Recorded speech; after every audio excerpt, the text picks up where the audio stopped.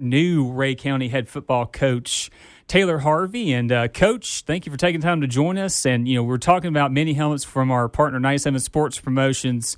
Definitely one of the better helmets in our area is your new team there, the Rhea County Golden Eagles. So talk about just the opportunity you have and kind of how you came about to lead the Golden Eagles of Rhea County. Yeah, man. What an opportunity. Kind of a historic program in the area, a place that just loves football, man, that craves that Friday night atmosphere. And, that's kind of a huge selling point, man. When the job posted online, Coach Pemberton left, he's the active third winningest coach in the state of Tennessee, man. So some gigantic shoes to fill. But man, he's created a kind of a hard-nosed, disciplined program there. And, I love those traits. I kind of grew up in those traits, man. That's very much kind of who I am as a coach. And, and just spending some time at Walker Valley with Coach Akins, man, and getting his twist on, how to run a program and the change we had there, man. I think, kind of gelling those two together with that younger style with the historically traditional school, man. I think there's something special that can happen up in Evansville, man. I think there's a big opportunity ahead and some good things that are going to happen down the road for Rhea County. Yeah, Coach, you mentioned Coach Akins.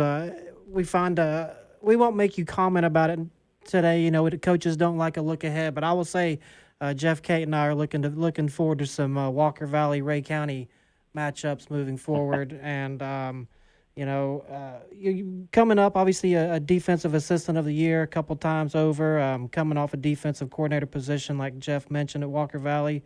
But and we've known, like you said, the history of Rhea County has been to run the football. They're going to run it at you.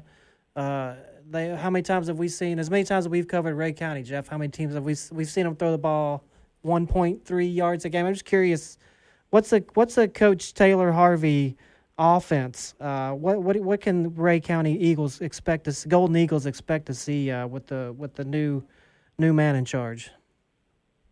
Well, man, I think you got to kind of modernize the game a little bit. It's kind of affected their numbers a little bit as far as the style of play that they have.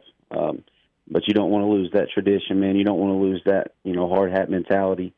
So we're going to get in the gun. We're going to spread it out a little bit, but we're still going to keep that kind of run right at you, get downhill on you, and then, listen to Coach Senbeck a second ago, man, just very similar. We're going to, stretch the ball sideline to sideline, try to set up shots down the field.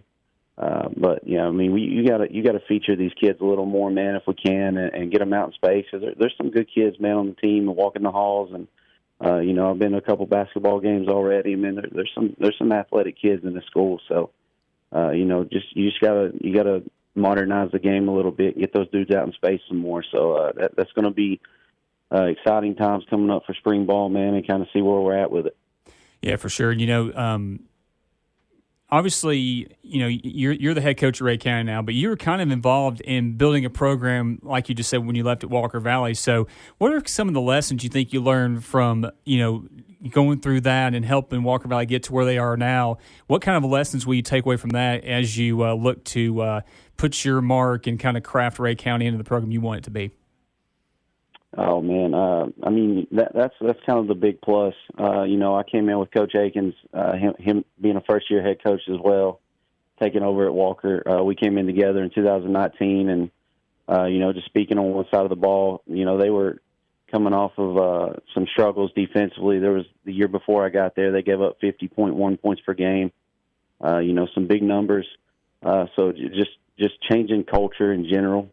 Trying to generate excitement again for the program, and just watching him, kind of the glow up, man. Just he came in and kind of built a brand, built a culture, made football exciting.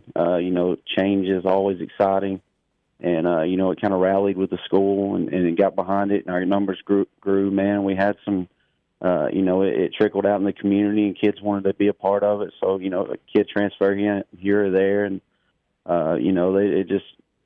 it just leads to, big time success in the future. And we made a semifinal run with some, big time players, and they still got some big time guys coming back, man. It's going to be a fun program to watch, now and even into the future. And, I think I can take those lessons, man, of watching Coach Akins grow as a coach and kind of being his right-hand man along the way. You know, I got kind of the inside look at it and kind of get to go put my own touch on a program now that, you know, it's coming off a 5-5 season, you know, not as much struggle. So, you know, it's just the same stuff. Just, you know, you come in and you kind of create your own brand and you know, you build excitement throughout the community. And, you know, I could just tell you since being over there on Wednesday that there's a lot of excitement for change.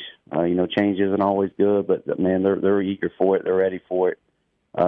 You know, they're ready for something different, and the kids are bought in. And we started workouts on Monday, and already had more kids in the weight room than they ended the season with last year. So there's some big time excitement going on, man. We got to, you know, capture that and continue to roll with it. That's awesome.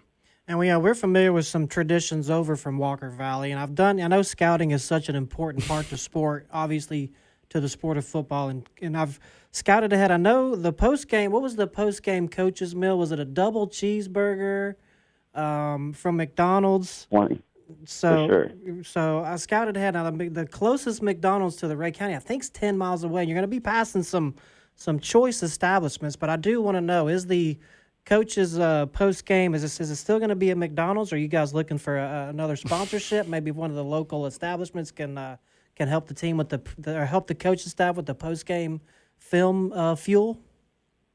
Well, I'll say this: there's a Taco Bell not far from the school. Yes, and there's a Huddle House or a Waffle House in Dayton. So we got some options, man. There's definitely some big time decisions to be made on that side. I mean, I think it's before you even think about anything X's and O's, you got to choose that, right? For sure. Got to have that locked down. Most important. For sure. Well, sure. Coach, you definitely, like you said, you mentioned it. Obviously, you know, Rhea County, it's obviously a community and a program hungry for success. I mean, you know firsthand, being where you were before at Walker Valley, going over there and how tough an environment it is. It's got to be exciting to know that, you know, when you get there, you just see those concrete stands that go up pretty far on the home side. Just talk about that environment and how special that is, not just for you, but for the Rhea County community over there in Evansville. Oh man, this is a kind of a one horse town, man. That just they crave football. They love football. You know, when I went through the interview process and I'm sitting in central office, it's a new building and there's 3 photos on the wall of the football stadium. Like they just care so much about it.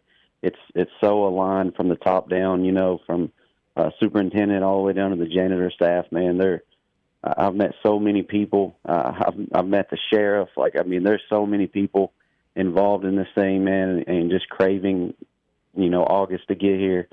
You know, but the other day I walked up onto the stadium and just kind of overlooking everything, man. Just I don't know that there's a better atmosphere on Friday nights than in Evansville, man. There's, you know, you got the turf, you got the indoor facility right behind it. You know, the school's got 3 weight rooms, man, with 12 racks in each one. It's going to be one of those deals like on the movies, man, on Friday Night Lights, with the town closes down on Friday and everybody comes and supports. So I can't wait, man, to get that rolling. Week 3, we get our first home game, and I bet it's going to be bumping for sure. No doubt about that. It always is, and we always enjoy going up there covering the Golden Eagles and looking forward to doing that next year and beyond.